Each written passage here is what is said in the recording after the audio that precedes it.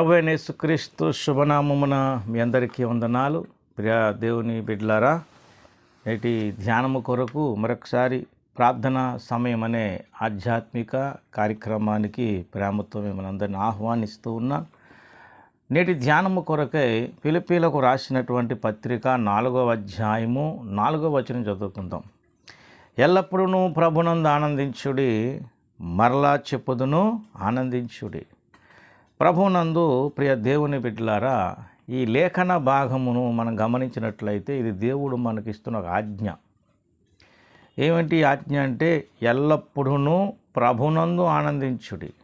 ఏమండి అంటే ఆనందం అనేది మనం కలిగి ఉండాలి. కానీ ఎలా అంటే ప్రభునందు. రక్షణ లేనప్పుడు మనకు ఈ ఆనందం అనేది లేదు.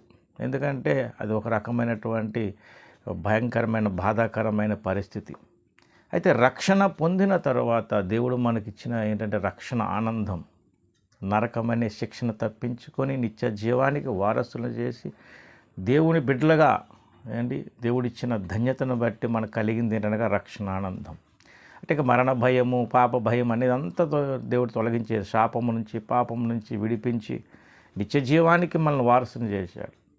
కాబట్టి మనకు కలిగిన ఆనందం, రక్షణ ఆనందం అనేది దేవుడు మనకు అనుగ్రహించాడు. అయితే ఈ ఆనందాన్ని అనుదినము మనం కలిగి ఉండాలంటే ఎవరిలో, ఏ విధంగా అంటే ప్రభునందు ఆనందించడం అంటే ఏమిటి అంటే ఆయన మనకు అనుగ్రహించినటువంటి ఆశీర్వాదాలను పొందుకుంటూ, ఆయన ఇచ్చిన వాగ్దానాలను మనం స్వతంత్రించుకుంటూ, ఆయన మనకు అనుగ్రహించినటువంటి ప్రతి దీవెన మనం పొందుకుంటూ, దేవుని కార్యాల్లో మనం ముందుకు సాగుడు ద్వారా కలిగే అంటే ఆయన కార్యాల్లో ముందుకు నడిపించబడు ద్వారా కలిగేటువంటి ప్రతి ఒక్క సంతోషాన్ని మనం అనుభవిస్తూ అలాగన మనం ముందుకు సాగటమే ప్రభునందు ఆనందించటం. ఎందుకంటే ప్రతి విషయంలో ఆయన మనకు వాగ్దానం ఇచ్చాడు. కృంగిపోయిన పరిస్థితి మనకు రావచ్చు, కానీ ఆయన అంటాడు కదా, కృంగినవని లేవనెత్తేదను. మరి ఈ లేవనెత్తుటనే ఒక అద్భుతమైన అనుభవం మనకు ఉంది కనుక మరి ఆ పరిస్థితిలో ఉన్న బాధను మనం ఏం చేయొచ్చు, విడిచిపెట్టేయచ్చు. ఎందుకని దేవుడు మళ్ళీ తిరిగి మనల్ని లేవనెత్తుతున్నాడు. ఏదో అనుకోని పరిస్థితి ఎదురైంది, ఇబ్బందులు ఎదురయ్యాయి, కానీ ఆయన ఒక మాట మనకు సెలవిస్తున్నాడు, నీ భారం యెహోవా మీద మోపము, ఆయన నిన్ను ఆదుకొనును. అవునండి, ఇలాగున దేవుడు ప్రతి విషయంలో కూడా మనకు వాగ్దానం ఇచ్చి ప్రతి విషయంలో ఆజ్ఞలను, కట్టడలను మనకు అనుగ్రహించి అలాగున ఆయన మనకు చేయొచ్చు. అంటే ఆయన మన పట్ల చూపుతున్న ప్రేమను బట్టి, ఆయన అనుగ్రహించిన కృపను బట్టి మన ప్రతి విషయంలో కూడా ఆనందించేవారుగా దేవుడు మనకి ఈ వరమునిచ్చాడు. కాబట్టి ఈ ఆజ్ఞను మనం పాటించాలి. దీన్ని పాటించటంలో మనము చాలా జాగ్రత్త. ఎందుకంటే ఈ ఆనందము లేకుండా చేయాలన్నది దుష్టుని యొక్క కార్యాలు. దుష్టుడు మరలా ఏదో చింత, ఏదో మనోవేదన, ఏదో విధమైన ఇబ్బందులు, అపాయాలకు గురి చేయటం, రకరకాల శోధనలు కలిగించడం ద్వారా ఈ రక్షణ ఆనందము దేవుడు అనుగ్రహించిన ఆనందము మనం అనుభవించకుండా వాడు రకరకాల యుక్తులు పన్నుతూ ఉంటాడు.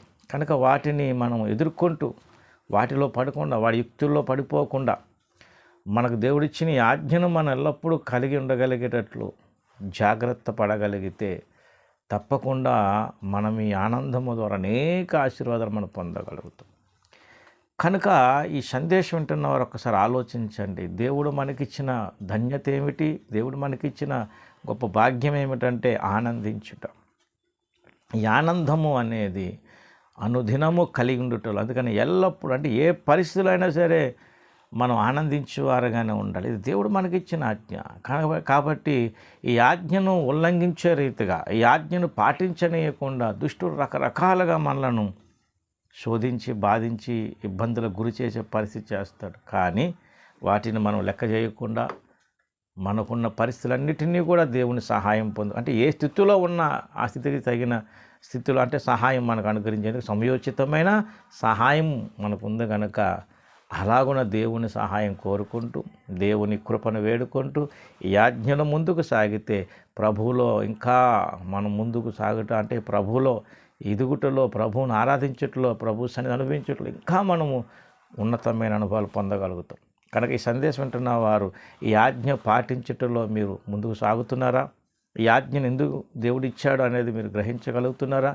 ఈ ఆనందాన్ని పోగొట్టడానికి దుష్టుడు వేసిన అగ్నిబాణాలు చలార్చే రీతిగా దుష్టుని కార్యాలు అంటే వాడి యుక్తులు పడకుండా వివేచనతో ముందుకు సాగుతూ దేవుని యొక్క సహాయం పొందుకుంటూ ముందు నడిపించబడుతున్నారా? ఈ విషయాన్ని ఆలోచించండి. ఆనందించమని ప్రభు మనకిచ్చిన ఆజ్ఞ. ఆ ఆనందము ఆయన ద్వారానే మనకు అనుదినం కలుగుతుంది. కాబట్టి ఎల్లప్పుడూ ప్రభునందు ఆనందిద్దాం. దేవుడట్టి కృప మీకు నాకు దయచేయనుగాక. ఆమేన్. ప్రార్థన. పరిశుద్ధుడైన మా తండ్రి, నీవిచ్చిన ఈ ఆజ్ఞను పాటించేటట్లో మేము ఎల్లప్పుడూ సఫలీకృతం అయ్యేటట్లుగా ఎల్లప్పుడూ నిన్ను గణపరేటగా సహాయం చేసి అదేశనామాలు ఫలింపజేసి మహిమ గణత ప్రభావాలు మీరే పొందమని యేసయ్య పరిశుద్ధ నామముని ప్రార్థనగా వేడుకుంటున్నాను తండ్రి. ఆమేన్. అందరికీ వందనములు. దీనిని దీవించి ఆస్వాదించునుగాక. ఆమేన్.